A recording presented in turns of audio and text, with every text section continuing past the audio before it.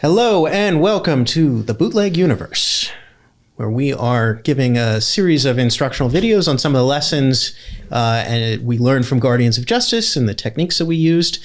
I'm Sam Lasky, writer and producer of Guardians of Justice, joined by... I'm Kenlon Clark. I'm a director and editor on Guardians of Justice. And I'm Graham Hughes, lead designer and VFX artist. And today we are going to be talking about a fight sequence from episode 7 between Speed and Hawk Global Defense that is kind of unusual and I think pretty interesting. This is a video game fight, but it's unlike the other video game fights that we've had that were animated in 8 or 16-bit. This is actually animated from live action photos of Sharni Vinson and a stunt performer. The helicopter spin never fails. Mm-hmm. Yeah. Doing a little scorpion from Mortal Kombat. Yeah. So we created these sprites, but then Angry Metal animated the background. Well, let me jump in here because Sam, who is a writer by trade and a producer as well, is largely responsible for the visual masterpiece that you just watched. So I didn't really know how to use Adobe Premiere when Ken and I started working in the editing room, but I knew I had to learn because it couldn't all be on Ken to put these things together. So I had to kind of be an assistant editor to you a little bit. When we first started out, I had to ask you, like, how do you crop? Right. Sam's a extremely quick learner, and so it wasn't like you required that much instruction. So as we've talked about previously, we didn't have any big fight scenes for Speed at episode 7, which obviously we needed. This is an action show. And we needed Speed to have her big heroic moments before she, spoiler alert, dies at the end of the show. We've talked about the Speed Racer sequence, which we just filmed a bunch of random punching and kicking in front of a green screen, and you figured it out later. When we went into that day of green screen shooting, the one idea that I had for how to create a fight sequence in episode 7 that was just shot on a green screen was to create a video game fight where we animated from live action photos, which is we did a couple screen tests in our office of... Oh, I wish we had that. I wish... Sam and I went into the hall. I think we just did it on the iPhone. Yeah. Just took photos. And if you've played Mortal Kombat, or this is obviously kind of a throwback to the Mortal Kombat video games of the 90s. Dragon too. Yeah. The side scrolling.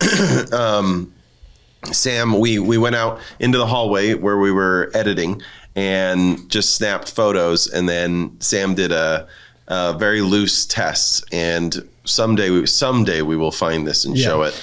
But yeah. So if you don't know, all 8-bit video games use something called a sprite sheet because they have very limited animations. It's not a fully fluid 24 frames per second. This is the sprite sheet for Chun-Li from Street Fighter 2, which I felt would be a pretty good model for Sharni Vinson. What I did was I isolated each of these images. I blew them up to the size of a full piece of paper, and I came to the set with this giant binder of hundreds of images. And so we just had Sharni strike every single pose, and you can sort of see, even as I'm going through it, the animation.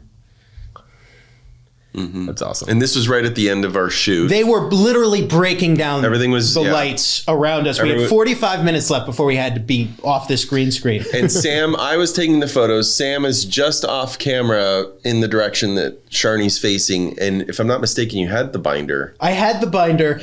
And there's me with my underwear showing, as I hadn't my Cronenberg for President shirt. I hadn't yet accepted that I was no longer a small T-shirt size. And we had someone who was an extra on the set, who's one of the 4 Hawk Global Defense soldier extras, who happened to be a dancer. Julian Granberry. Yeah. Great guy. He would just look at these images and pose exactly how it was supposed to be. Nice. even though these were, grainy 8-bit images blown up. And then Sharni would imitate what he was doing. So he's also just off screen. Yeah, you can see how great Sharni is at just... Because, she's a dancer by training, obviously was in Step Up 3D. She has an incredible range of movement. I want to find her doing the splits. Yeah, I was wondering if that was like a manipulated image in the actual animation. Let's see. But I should know better because it's Sharni. So when she does the upside down helicopter, which you just saw, that's her doing the splits. And then I just flip it over and rotate it around. But it was literally just copying the poses that people created for sprites in the early 90s. Here's the thing. Julian is obviously black. And I didn't want to have an army of black men attacking a white woman. So I created in Photoshop, I created 4 different soldiers by swapping different faces on and off. Then you create just these animations in Adobe Premiere. Mm-hmm. You create the shadow by taking the animation, just making it black and white, and then tilting it down onto the floor. Mm-hmm.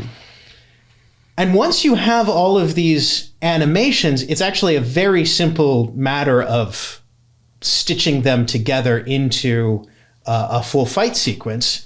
I would just have Sharni throw a punch, then have somebody come in and get hit by that punch. Now, mind you, Sam is not an editor by trade. This is impressive work. I had no idea when we took those photos. I had no idea if any of this was going to work. Mm-hmm. Literally using like existing sprite sheets that are proven and work just grounds it so much and gives it such authenticity. Mm-hmm. Right, and so yeah, go ahead. No, I was just saying, like, it could this same attempt structured differently could just fail fantastically. Then this guy, well, I originally just had him grow really large. I think it's better with the angry metal animation where he turns into a cartoon. And then, she does the Speedy Gonzalez off the side of the screen. The live action power up in the finished version is great, but I kind of like her just little Hadouken. It's legit. Yeah, and so again, this is the finished product with the amazing angry metal backgrounds with the space flowing out of it. Those shots of Nighthawk were stuff that was left over from something. We discovered on the hard drive at one point. We're like, what? We're going to use this? We'll say that he's in this control room. So this is real. This is real, and this is real, and that's real. And then, Graham, did you do? I think this was Eric. Was this Eric? Oh, yeah, okay. Yeah. It looks phenomenal. It's so cool. But yeah, it was just Nighthawk and a couple pieces of equipment in front of a green screen. Actually, legitimately, I think that console he's touching is the only one that's real. I believe that's correct. Oh, okay, yeah. It looks great. It worked out. When I saw that, I was like, wow. And actually, that's an important sort of filmmaking lesson in and of itself, is separate from the video game fight. If you can have a actual physical object in the space in front of the green screen with the actor, it grounds the whole thing so much more than if it's just an actor in front of a green screen. Yeah. I mean, one part is interaction, but also just like for reference, just knowing what the lighting is doing to objects in the scene. Yeah. And then Ken, you inserted these. Again, these are from the. Yeah, I think I knew that even when we were planning this, like, it'd be cool to like punch in to see the real actors for a few seconds and then come back out into the video game world, so that we're kind of connecting the two together. And we've got the sort of the Speed Racer aesthetic. We've got the action words on it to really ties the room together. It really ties the room together. That rug. But the thing is, anybody watching this, you can print out a sprite sheet, put up a green curtain in your bedroom, and take photos of yourself on your iPhone or whatever. On your iPhone, and animate something like this. There is no barrier to entry to do this. And again, Sam is not an editor by trade, right, and figured this out. So yes, it's doable, and you can do something pretty wild. Yeah. And because once you have the sprites animated, the actual, once you have, this, the actual process of putting it together is very, very simple. I could have easily done a half-hour version of this. Right. Just, and done it in a day probably, because you're just putting the same action on the screen over and over again. Right. So, maybe if anybody wants to try this at home, please do and send it our way. We'd love to see it. Thank you for watching another episode of the Bootleg Universe videocast. We hope you found it informative.